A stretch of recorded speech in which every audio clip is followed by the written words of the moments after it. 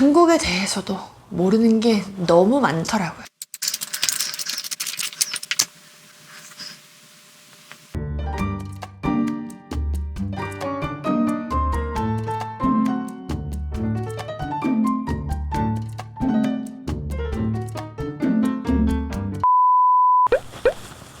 올라! 안녕하세요 여러분, 세뇨라 유입니다. 이제 한국에 관심이 있는 분들한테 스페인어로 좀 전달을 해주고 싶어서 제가 이제 공부를 하기로 마음을 먹었죠. 관광통역사 책을 구매를 했고요. 관광통역협회?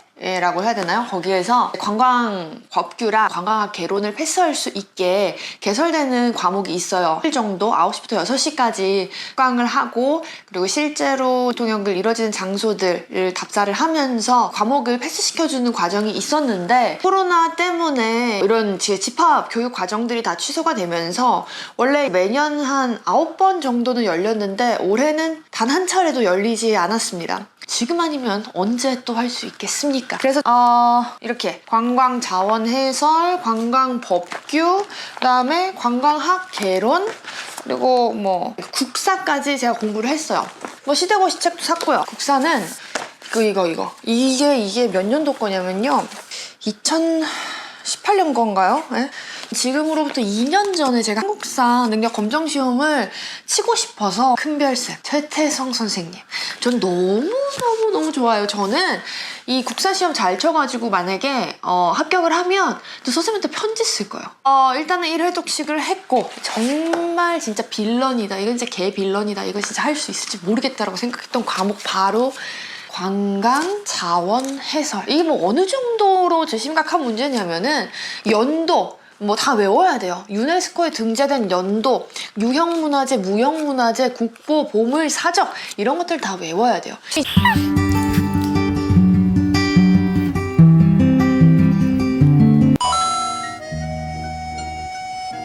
정지하겠습니다.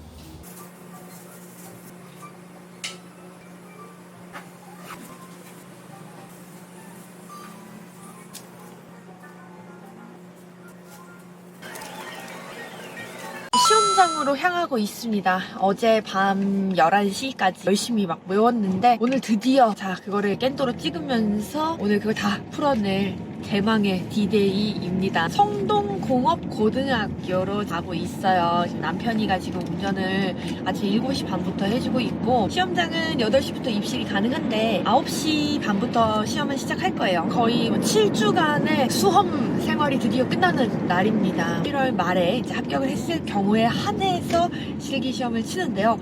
스페인어로 이렇게 유튜브 방송을 하기 위해서 또 지식적인 측면을 보완하려고 준비를 했는데 잘 찍을 수 있을지 모르겠습니다.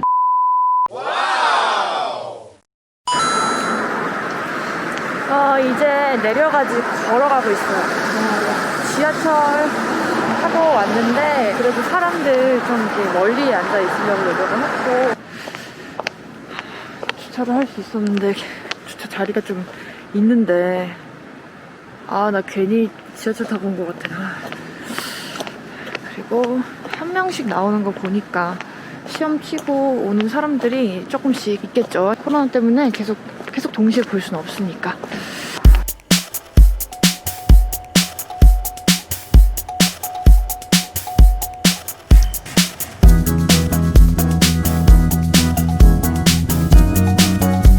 제가 어제 관통사 시험을 치고 왔습니다. 관통사 필기는 여러분들한테 이제 영상으로 보여드린 것처럼 9월 달에 이제 쳤고요. 거의 공부 기간은 한 7주 정도 잡고, 그러니까 2달 안 되게 공부를 좀 했었고, 2달 안 되게 공부를 해도 좀 시간을 많이 확보하시면 충분히 할 수 있다라고 이제 말씀을 드리고 싶고요. 그리고 이제 면접 관련해가지고는 아마 스페인어 같은 경우에는 정보가 진짜 많이 없을 거예요. 저 같은 경우에도 사실은 이제 블로그랑 인터넷 많이 찾아보긴 했는데 진짜 정보가 없더라고요. 중국어 같은 경우에는 1000명 또는 1200명 정도가 면접에 응시를 하는데 스페인어는 올해 면접에 응시한 인원수가 딱 12명이었고 저는 이제 오후 시간대 12시 반 시험을 치러 갔는데 그때 6명 중에서 5분만 오셨어요. 큰 강당에 우리가 모여가지고 얘기를 하고 있다가 대기 1실로 간다, 대기 2실로 간다 이렇게 말을 해주세요. 네, 아마 중국어, 일본어, 영어는 이제 큰 실로 가고 특수어 아니면 소수어라고 하죠. 태국어, 아랍어, 스페인어, 러시아어 같이 조금 응시 인원이 작은 다양한 언어들은 또 한 대기실에 모여서 대기를 하게 됩니다. 면접 준비를 뭐 어떻게 하냐 이제 하시는데 저도 다른 블로그 참고를 해서 어떻게 준비하시는지를 보고 이렇게 기야 네비아헤라는 한국관광공사 센터에 가가지고 받았어요. 여러분들이 이제 미리 전화를 해서 말씀을 주시면 직원분께서 아주 상냥하게 이제 종이 가방에까지 넣어가지고 이걸 준비를 해주시더라고요. 그래서 처음에는 이렇게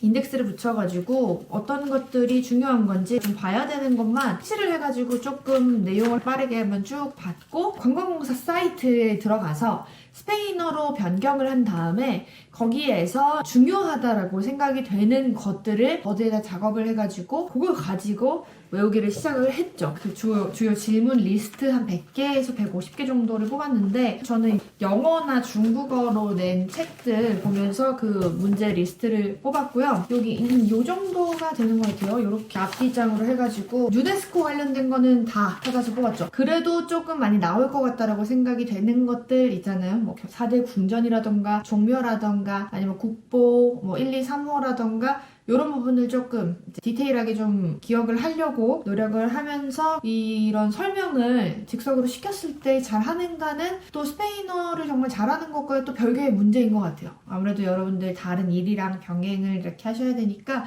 시간을 넉넉히 잡고서 준비를 하시는 게 좋다고 생각이 들고 저는 스페인어이기 때문에 사실 스페인어 문제는 다른 영어나 중국어하고 비하면 조금 평이한 수준이 아닐까라는 생각이 들어요. 왜냐면 우리는 12명밖에 시험을 안 치잖아요. 저 같은 경우에는 6명 중에 오후 지원자가 5명이 왔고 5명 중에서 이제 명찰을 뽑아요. 명찰에 이제 번호 순서가 있는데 제일 먼저 뽑혔으면 좋겠다라고 생각을 했어요. 1번이 되고 싶었는데 1번으로 뽑았어요. 뭔가 그 손끝에서 느껴지는 1번의 기운을 제가 감지를 한 거죠. 열고 시험장에 들어갔는데 3분이 앉아 계십니다. 한 분은 관광 관련된 분이겠죠. 그리고 2분은 스페인어를 하시는 분이 계셨어요. 보통 한 사람당 10분 정도의 시간이 할당이 되는데 저는 문제를 좀 통합으로 해서 5개 같은 3문제를 질문을 받았어요. 첫 번째는 관광 통역사가 무엇이냐